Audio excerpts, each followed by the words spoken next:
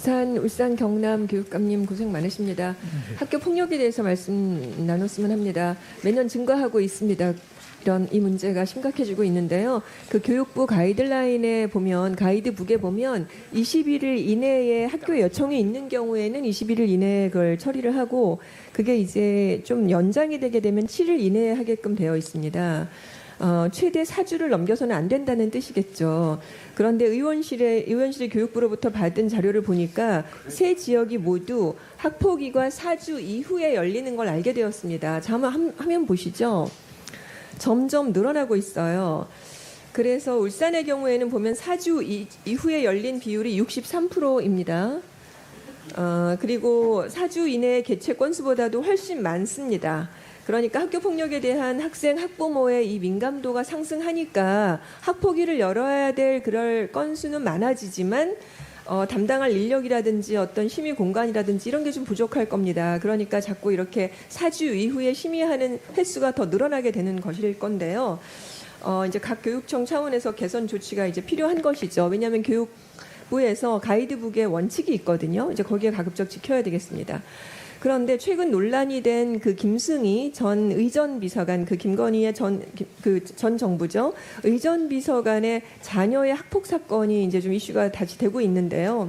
거기 보면 2개월이나 지나서야 이제 그 심의회가 다시 열리게 됩니다. 거기 물론 논란이 있습니다. 김건희가 교육부 차관에게 전화를 했느니 마는 이제 이런 것들이 이제 논란이 합리적 의심이 가능할 만한 사건들이 있기는 한데, 그러다 보니까 이런 학폭위 지연이 교육청의 신뢰까지를 무너뜨리는 그런 문제로 이게 이어지기가 이제 십상이잖아요.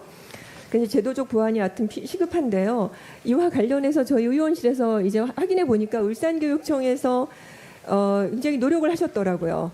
이렇게 63%가 4주 이후에 일어나니까 이걸 울산에서는 좀 노력을 많이 전투적으로 좀 하신 것 같아요. 그래서 보니까 학폭위 담당 장학사 2명을 증원을 하고 심의위원실을 기존의 5개실에서 6개실로 확충하는 등 이런 개선 노력을 이어오고 있었더라고요.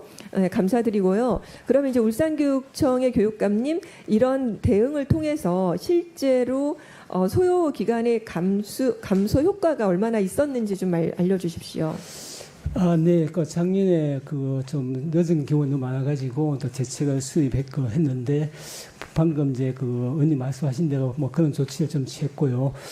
거기다가 조금 이제 힘들긴 하지만 이제 오전에도 열고 같은 시대에서도 오후에도 열고 이렇게 2차례 이런 걸 좀 확대해가지고 네. 지금은 이제 한 1% 정도가 네네. 좀 밀리고 있고 나머지 네네. 99%는 처리를 하고 있습니다. 맞습니다. 깜짝 놀랐습니다. 어떻게 63%에서 1.2%의 이런 지연 비율로 낮출 수 있었는지 하여튼 많이 노력을 하셨습니다. 근데 이제 제가 질문하고자 하는 포인트는 그럼 질적 문제는 없느냐 하는 것입니다. 그러니까 신속성이 확보가 된 것인데요. 이제 빠른 판단과 이런 심의도 중요하지만 네네. 그 안에서의 완결성, 네.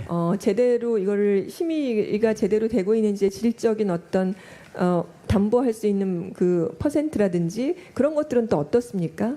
네. 이제 각 지원청별로 이제 장학사 한 분을 채용했고, 또 최근에 또 이제 변호사 한 분도 이렇게 각도 채용해가지고 질적인 부분도 이제 보강하려고 노력을 하고 있습니다. 그래서 신속성하고 질적인 부분도 유의해서 진행하도록 하겠습니다. 네, 이제 거기에 더해서 물론 공정성도 담보돼야 되겠죠. 신속성, 공정성, 질적인 완결성, 이제 이런 것들이 돼야만 억울한 아이들이 없을 겁니다.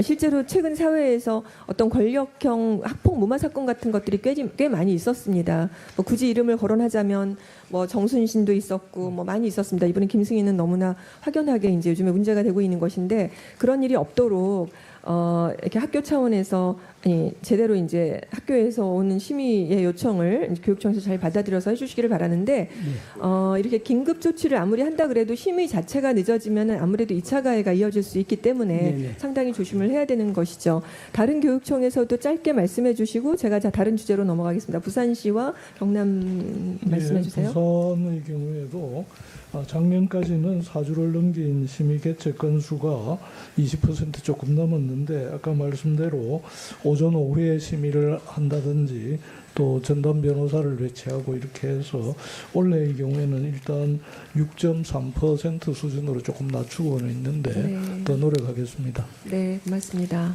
예, 저희 경남교육청은 36%이던 것이 저희들이 애를 쓰긴 했습니다만 지금 27%로 네. 조금 준 것밖에 네. 못 줄었습니다. 더 줄일 수 있도록 인력 보강이 네. 있어야 될 것 같고 학교장 책임 하에서 결정하고 학폭위원회로 올라오지 않도록 할 수 있는 어떤 제도적인 그렇죠. 이런 도움이 좀 있었으면 하는 바람입니다. 맞습니다.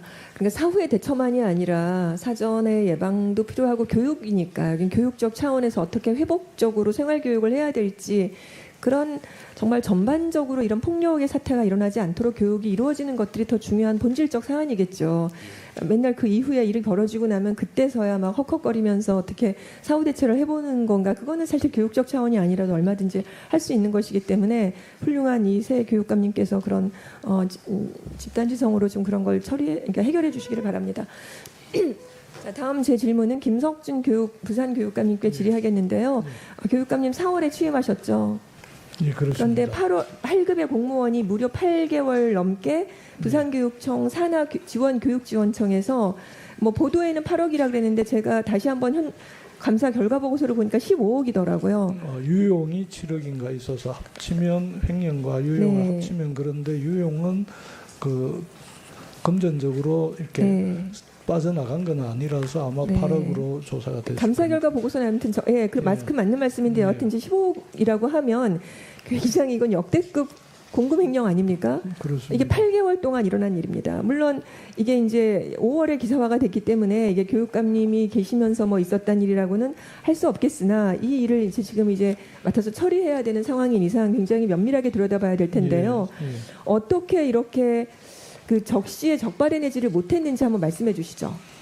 아마 그 관리나 이런 부분을 충분히 하지 못했던 것 같고 또 법인카드 사용 관리에 문제가 있었던 것 같습니다. 그래서 이 사건을 경험하고 나서 우선에 이 법인카드 사용할 때 관리자한테도 실시간으로 문자가 가서 담당자가 일방적으로 결제하지 못하게 하고 또 심야 시간에 결제가 안 되도록 하는 이런 보안 장치들을 도입을 했습니다. 오케이, 네. 다음에 이어서 말씀드리겠습니다. 이상입니다. 예, 수고하셨습니다.